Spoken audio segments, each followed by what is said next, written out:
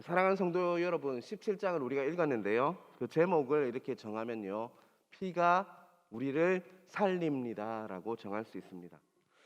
우리는 이번 주 계속적으로 대속제일의 개념을 보면서 죄는 결코 우리 스스로 해결할 수 없는 것이고, 오직 그것을 해결할 수 있는 방법은요, 예수님의 보혈뿐임을 더 깊이 깨닫고 느끼는 한 주가 되고 있습니다.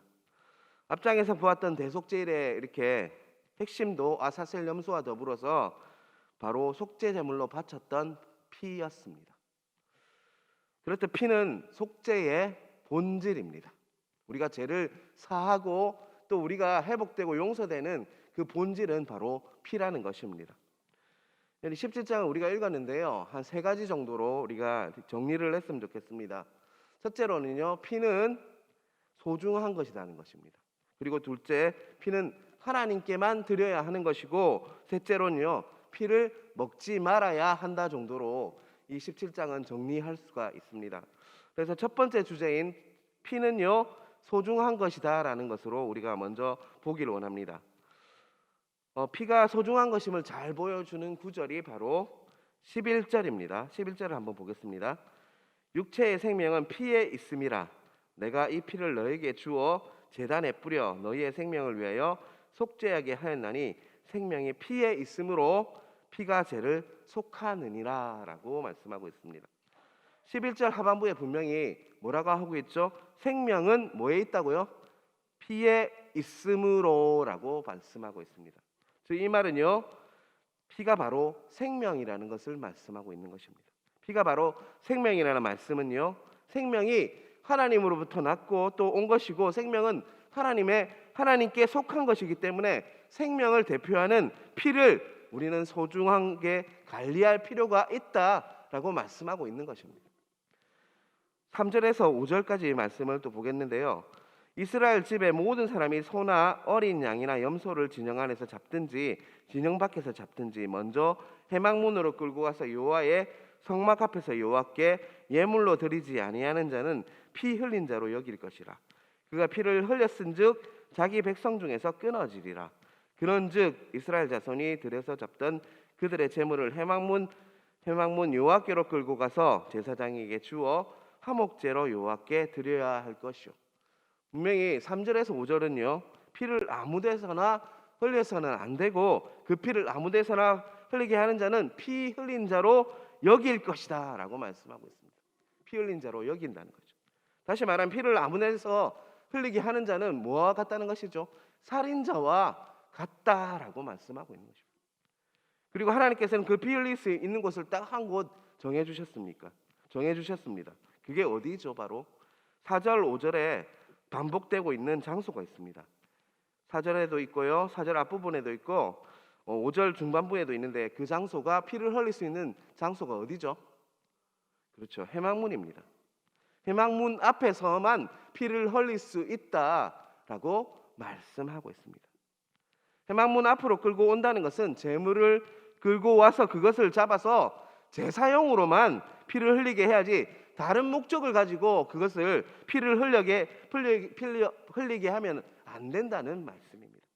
다시 말해서 피는 너무나도 소중하다는 말씀은요, 생명의 가치를 소중하게 여겨야 한다, 생명을 소중하게 여겨야 한다는 말씀으로 바꾸어 말할 수 있습니다.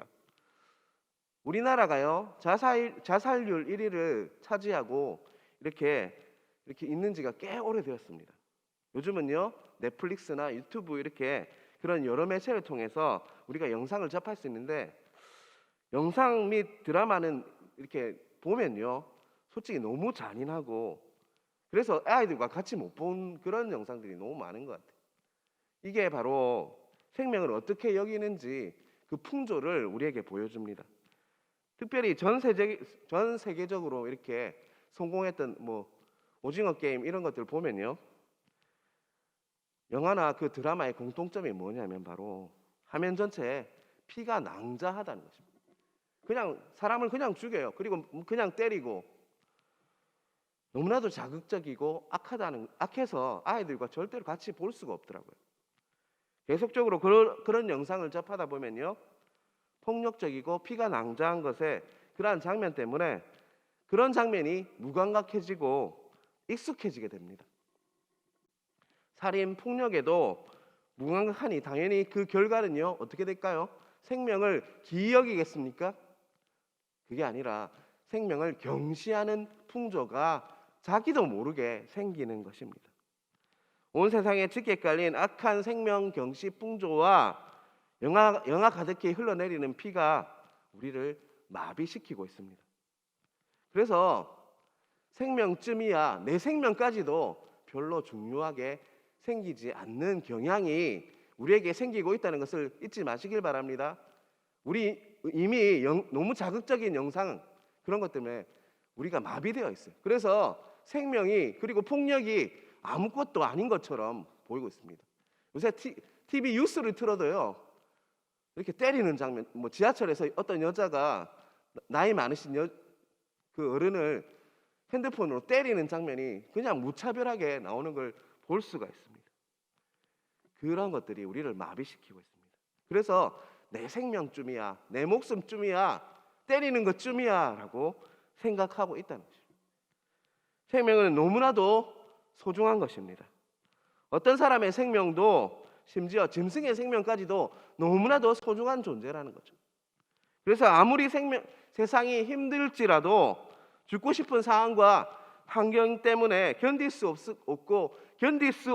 힘들어서 너무나도 살기 힘들지라도 결코 자살을 하려 해서는 안 됩니다.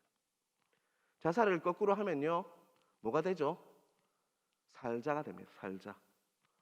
생명은 내 마음대로 할 수 있는 것이 아니라 바로 전적으로 하나님께 속한 것이므로 하나님께서는 분명히 하나님의 방법으로 도와주실 것입니다. 하나님의 선하심을 신뢰하심으로 어떤 고난이 와도 하나님만을 붙잡음으로 인해서 그것을 견뎌내고 하나님께 주시는 그 방법으로 이겨내는 여러분 되시길 간절히 바랍니다. 지금까지 우리는 피는 소중하다라는 그 개념을 관점에서 우리가 보았습니다. 둘째는요, 피는 하나님께만 드려야 한다는 개념으로 우리 또 보기를 원합니다. 7절을 보겠습니다. 그들은 전에 음란하게 섬기던 순념소에게 다시 제사하지 말 것이니라. 이는 그들이 대대로 지킬 영원한 규례니라. 7절 앞부분을 보면요, 그들은 뭐라고 하고 있죠? 전에 음란하게 섬기던 순념소에게 라는 부분이 나옵니다. 이스라엘 백성들이요 애굽에 살면서 소를 섬기고 염소를 이렇게 섬긴 일을 말합니다. 그거는 원래 뭐였죠? 하나님께 바치는 제물이었어요. 그런데 어느덧 애굽에 살다 보니까 어떻게 됐습니까? 그들이 동화되어서 영향을 받아서 제물을 우상화, 하나님보다 더 섬기는 상황이 벌어졌습니다. 그 대표적인 사건이요 출애굽 당시의 금송아지 사건입니다. 우상이라는 것은요 찬양받기 합당하신 하나님 한 분만 섬기는 것이 아니라 찬양하고 섬기는 것이 아니라 그 피조물을 섬기는 것을 말하지 않습니까? 솔직히 우리도 금송아지만 안 만들었 뿐이지 우리 안에는요 많은 우상들이 있습니다. 그것이 돈일 수도 있고요, 또 그것이 자녀일 수도 있습니다. 또 그것이 명예일 수도 있고 그것이 취미일 수도 있다는 것입니다. 요새는요 또 코로나가 우상이 된 사람들도 있어요. 너무나 하나님보다 두려워하는 걸 보면서 이게 코로나가 우상이 아닐까라는 생각이 들 때도 있습니다. 하나님께서는 제물로 바쳤던 짐승을 우상 삼는 것을 막기 위해서 5절 6절 이렇게 말씀하십니다. 그런즉 이스라엘 자손이 들에서 잡던 그들의 제물을 회막문 여호와께로 끌고 가서 제사장에게 주어 화목제로 여호와께 드려야 할 것이요 제사장은 그 피를 회막문 여호와의 제단에 뿌리고 그 기름을 불살라 여호와께 향기로운 냄새가 되게 할 것이라. 5절 6절 반복되는 단어가 보이는데 무엇이죠? 바로 아까 전에도 반복되었던 회막문입니다. 우리는 연약해서 환경의 영향을 너무나도 쉽게 받는 존재들입니다. 우리는 세상을 담짓고는 살 수가 없는 존재들입니다. 당연히 세상의 문화와 세상의 가치관을 접하면서 살 수밖에 없습니다. 그런데 문제는요, 그렇게 세상 안에 살다 보면요, 자신도 모르게 이렇게 영향을 받고 세상의 가치관으로 세상을 보게 되고 세상의 영향을 받게 되는 존재가 된다는 것입니다. 이스라엘 백성들이 이집트에 정착하면서 살면서 그들이 자신도 모르게 우상 문화의 영향을 받았습니다. 자신들이 제물로 바쳤던 그 소나 염소가 무엇이 됐다는 것이죠? 자신들의 우상이 되어서 그것을 섬기는 상황이 일어났습니다. 우리들도 돈이 우상이 되고 자녀가 우상이 되고 또 자녀가 인류 대학 가는 것이 우상이 되고 또 내가 높아져서 좋은 자리에 가는 것, 또 취미가 처음에는 취미로 시작했는데 그것이 우상이 되어서 주일도 어기고 골프 치러 가는 사람들을 보게 됩니다. 취미가 나를 지배함으로 우상 숭배를 하게 된다는 것이죠. 그래서 하나님께서는 어디로 가라고 했죠? 회막문으로 끌고 가라라고 말씀하고 있습니다. 회막문은 하나님 앞, 호람데오 하나님 앞을 말씀합니다. 우리는 하나님께서 명하신 곳, 곧 임재하시는 곳, 하나님의 예배의 현장으로 나와야 합니다. 또한 그것이 우리의 기도의 골방이 될 수가 있습니다. 기도의 자리로 나와야 하는 것입니다. 그리고 우리 자신을 하나님 앞에 끌고 가서 하나님 앞에서 해결해야 합니다. 하나님 앞에서 우리가 세워져야 한다는 것이죠. 그래서 제가 들어올 것, 우상이 들어올 그 틈을 재물이어야 할 그 우상이 내가 우상이 되고 있는지 아닌지를 체크해야 한다는 거죠. 하나님 앞에 나아가 살기 위해서 몸부림쳐야 합니다. 그래야지 우리가 살 수가 있습니다. 그러한 은혜가 각자에게 있으시길 간절히 바랍니다. 6절을 보겠습니다. 피를 회막문 여호와의 제단에 뿌리고 그 기름을 불살라 여호와께 향기로운 냄새가 되게 할 것이라. 제단에 피를 뿌리고 또 그 기름을 불사르면 뭐가 난다고 하죠? 향기로운 냄새가 날 것이라고 말씀하고 있습니다. 하나님께서는 기름 타는 냄새를 어떻게 했다는 것이죠? 향기롭게 받아들이셨다는 것이죠. 흠향한다고 하지 않습니까? 이렇게 받아들이셨다는 것입니다. 성경에서 기름은요, 우리는 기름을 별로 안 좋아하는데요, 성경에서 보면 기름은 아주 제물 중에 가장 좋은 부분을 말합니다. 이는 제사 드리는 사람이 가장 귀한 것을 가지고 하나님께 나아가는 것을 나아가고 그것을 하나님께서 어떻게 하신다는 것이죠? 향기롭게 그 좋은 냄새로 받아들이고 흠향하신다는 것이죠. 이것은 예배자가 자신의 필요를 채우기보다는 어떻게 해야 된다는 것입니까? 먼저 하나님께 자신의 가장 귀한 것을 드려야 한다는 것을 말씀합니다. 어느새 우리가 제물로 하나님께 드려야 할 것들이 우리의 우상이 되어 있다는 것을 잊지 마시길 바랍니다. 어떤 사람을 좋아하고 사랑하면 어떻게 됩니까? 그 대상을 향해서 시간을 투자하는 것, 또 돈을 투자하는 것이 하나도 안 아깝지 않습니까?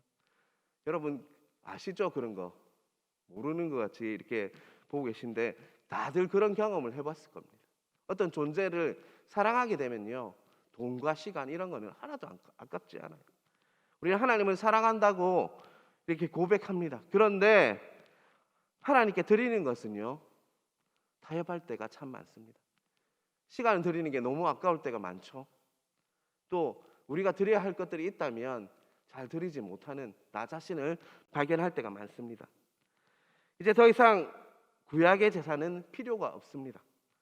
예수님께서 친히 영원한 제물이 되셔서요, 십자가 제단에 피를 뿌림으로써 더 이상 제사는 필요 없지만 우리가 예배를 통해서 가장 귀한 것, 내 시간과 노력과 열정과 내 마음을 하나님께 드린다면 하나님께서는 정말 기름처럼 그것을 향기롭게 흠향하실 것입니다. 하나님 앞으로 나아가서 내 귀한 모든 것들을 드림으로 인해서 내 안에 있는 우상, 제물이 되어야 할 그것들을 우상으로 섬기는 것이 있다면 그것들을 다 제거하는 역사가 오늘 새벽 이루어지길 간절히 바랍니다. 셋째, 오늘 17장은요 피를 먹지 말라라고 말씀하고 있습니다. 10절을 보겠습니다. 이스라엘 집사람이나 그들 중에 거류하는 거류민 중에 무슨 피든지 먹는 자가 있으면 내가 그 피를 먹는 그 사람에게는 내 얼굴을 대하여 그를 백성 중에서 끊으리니 라고 말씀하고 있습니다. 10절은요 피를 먹지 말라고 단호하게 말씀하고 있습니다. 피를 먹어서는 절대 안 된다라고 말씀하고 있는 거죠. 하나님께서는 피를 먹는 자가 백성 중에서 끊어질 것이라고 경고하셨습니다. 창세기를 보면요, 우리 인류들은 처음에는요 식물, 채소 같은 것들, 과일 같은 것들만 먹었습니다. 그러다가 노아 홍수가 있은 후에 땅이 너무 황폐하고 먹을 것이 없게 되면서 하나님께서는 인류에게 은혜로 무엇을 주셨죠? 고기를 먹게 하셨습니다. 제가 창세기 9장 3절에서 6절 조금 긴데요. 제가 천천히 읽어보겠습니다. 모든 산동물은 너희의 먹을 것이 될지라 채소같이 내가 이것을 다 너희에게 주노라. 그러나 고기를 그 생명되는 핏째 먹지 말 것이니라. 내가 반드시 너희의 피 곧 너희의 생명의 피를 찾으리니 짐승이면 그 짐승에게서 사람이나 사람의 형제면 그에게서 그의 생명을 찾으리라.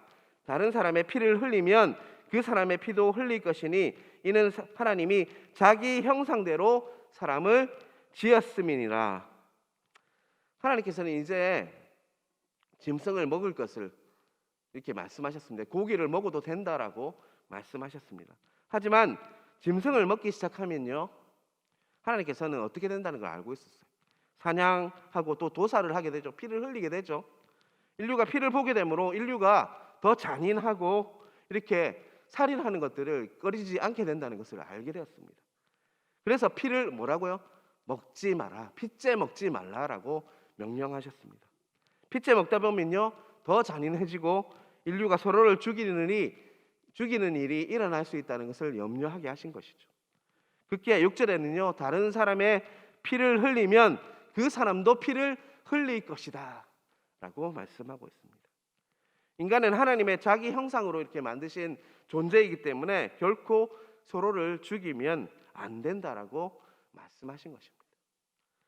다시 말해서 하나님께서 피를 먹지 말라고 말씀하신 의도는요, 인류가 너무나도 잔인해져서 생명의 소중함을 잃어버릴까 그것을 염려하셨기 때문이었습니다. 그런데요, 어떤 분들은 이 말씀을 보고요, 문자 그대로 받아들여서 선지국도 이제는 먹지 않겠다라고 결단하는 분을 봤어요. 물론 참 아름다우시죠, 순종하니까. 하지만 우리는 하나님께서 성경을 통해서 말씀하시는 의도를 깨달아야 합니다. 그것을 통해서 하나님 아버지의 마음을 깨달아야 한다는 것입니다. 고린도후서 3장 6절에는 있는데요, 새 번역으로 한번 제가 읽어보겠습니다. 하나님께서 우리에게 새 언약의 일꾼이 되는 자격을 주셨습니다. 새 언약은 문자로 된 것이 아니라 영으로 된 것입니다. 문자는 사람을 죽이고 영은 사람을 살립니다 라고 말씀하고 있습니다. 율법을 문자 그대로 보게 되고 또 적용을 하게 되면요, 우리도 죽을 수도 있습니다. 우리 영이 죽을 수도 있다는 거죠. 율법은 하나님의 법이기 때문에 분명한 것은 그 법 안에 하나님의 그 법 정신이 흘러내리고 있습니다. 하나님의 성품이 분명히 하나님의 말씀 안에는요 흘러내리고 있다는 것이죠. 그래서 율법을 해석할 때는요, 그 말씀을 문자 그대로 해석할 것이 아니라 성령님 앞에서 조명해달라고 기도하면서 우리는 말씀을 보아야 할 것입니다. 하나님께서 우리에게 무엇을 말씀하시고자 하는지, 하나님의 뜻이 무엇인지, 하나님의 마음이 무엇인지, 하나님의 성품이 무엇인지를 깨닫고 성령님께서 도와주셔서 말씀을 읽을 때 제대로 하나님의 말씀을 알 수가 있는 것입니다. 이단 여호와의 증인은요, 창세기 9장 6절 다른 사람의 피를 흘리면 그 사람의 피도 흘릴 것이니 라고 문자 그대로 이렇게 적용했죠. 그래서 그들이 무엇을 합니까? 수혈을 거부합니다. 피를 흘리는 거니까요. 또 집총 거부, 총을 든다. 집총이라는 것은 총을 든다는 말이잖아요. 그래서 총을 드는 것을 거부합니다. 그래서 여호와의 증인이 군대를 가도 영창에서 계속 보내는 친구를 보았습니다. 내 동기 중에도. 우리가 수혈을 하고 군대 가는 것을 왜 하는 것이죠? 생명을 죽이기 위해서가 아니라요, 또 그 수혈을 통해서 생명을 존중하고 또 총을 들므로 인해서 우리 생명을 지키기 위함이지 않습니까? 그런데 그들은 문자 그대로 그것을 받아들임으로 인해서 그것을 다르게 해석하고 있는 것입니다.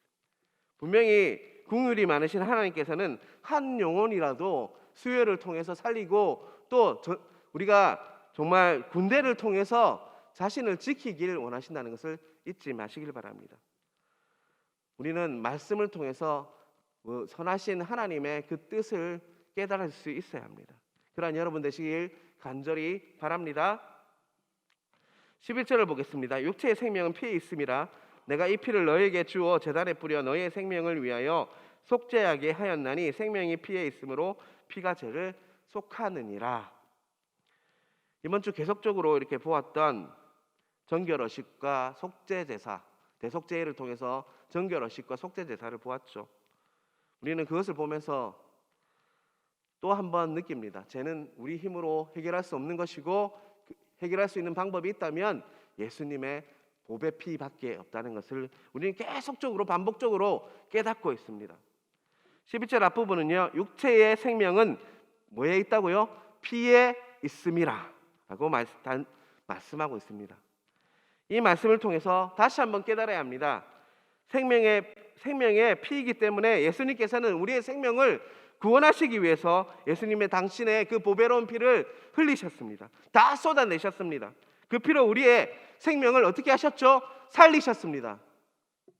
우리는 예수님께서 내 죄를 지시고 또 마치 어린 양처럼 피를 흘리셨다는 것을 잊지 말아야 합니다. 여러분, 정말 예수님의 피를 믿고 신뢰하고 있습니까? 그렇습니까? 아직도 그 피를 믿지 않고 있다면, 예수님의 보배의 피, 보혈을 믿지 않고 있다면 예배와 기도를 통해서 믿어지는 은혜가 있으시길 간절히 바랍니다. 우리는 예수님의 피를 믿어야 합니다. 히브리서 9장 22절을 제가 읽겠습니다. 피 흘림이 없은즉 사함이 없다라고 말씀하고 있습니다. 우리 주님께서는 나 때문에 그 보배 피를 흘리셨습니다. 다 쏟아내셨습니다. 그리고 우리의 생명을 구원하셨습니다.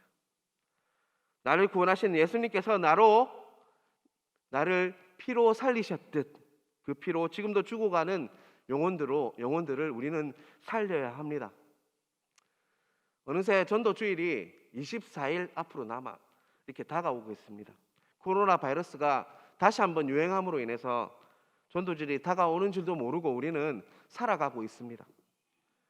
다가올 전도주일, 예수님의 보배피가 이 진짜 본당을 덮고 우리 교회를 덮는 역사가 있어야 합니다. 그래야지 그들이 살아날 수 있습니다. 피는 생명이기 때문에 그 피를 흘리고 예수님의 그 보배피가 그들을 살릴 수가 있다는 것입니다. 무엇보다 우리는 함께 기도해야 할 것입니다. 예수님의 보혈이 뿌려져서 죽어가는 영혼들이 다시 살아나고요, 또 생명의 피가 우리에게도 뿌려져서 우리 자신도 그 전도주일, 그 잔치를 통해서 살아나는 역사가 있어야 할 것입니다. 그러니까 그 전도주일을 통해서 우리도 살아야 한다는 것이죠. 우리가 전도하는 그 기도를 하고 말씀을 듣고 하는 것은요, 물론 다른 영혼도 있지만 나를 살리는 그 은혜라는 것을 잊지 마시길 바랍니다. 그러한 은혜가 오시는 영혼들에게도 우리에게도 각자 흘러내려서 피로 우리가 살고 또 그들이 사는 역사가 다 가득하시게 주님의 이름으로 축원합니다. 기도하겠습니다. 하나님 아버지, 피가 우리를 살린다는 것을 하나님 말씀을 통해서 하나님 말씀하여 주셔서 너무나도 감사합니다. 하나님, 전도주일이 24일 앞으로 다가왔지만 우리는 어느새 그것을 잊고 있는지도 모릅니다. 주님, 피 역사가 있어야 합니다. 피가 흘러내리게 하여야 합니다. 하나님 아버지, 이 본당과 우리 교회 전체 위에 예수님의 보배피가 흘러내려서 하나님 죽어가는 영혼들이 살아나고 나 자신도 회복되고 살아나는 역사가 있을 수 있도록 역사하여 주시옵소서. 남은 24일 동안 또 하나님 정말 기도함으로 하나님 예수님의 보혈이 흘러내릴 수 있는 역사가, 다른 영혼들이 살아나는 역사가 일어날 수 있도록 우리가 정말 하나 되어서 기도하게 하시고, 또 고난주간 정말 맞이할 때 주님께서 주시는 그 하나님 십자가의 의미, 피의 의미를 다시 한번 깨닫고 보혈을 믿는, 정말 예수님의 피를 믿는 역사가 일어날 수 있도록 각자에게 일하여 주시옵소서. 우리에게 회복이 필요합니다. 우리에게 치유가 필요합니다. 예수님의 보혈만으로, 성령님만으로 우리가 그게 가능한 것이므로 하나님 우리에게 피와 예수님의 피와 성령님으로 우리에게 덮어주셔서 우리가 온전히 회복되고 치유되는 역사가 있을 수 있도록 함께하여 주시옵소서. 오늘 새벽 하나님 또 각자 기도 제목이 있습니다. 우리는 알지 못하지만 하나님께서 모든 것을 다 아시는 분이시오니 하나님 기도 제목에 합당하게 하나님 응답하여 주셔서 온전히 오늘 새벽을 통해서 새로운 역사가 많이 일어나는 일이 일어날 수 있도록 함께하여 주시옵소서. 이 모든 말씀 살아계신 예수님 이름으로 기도드리옵나이다. 아멘.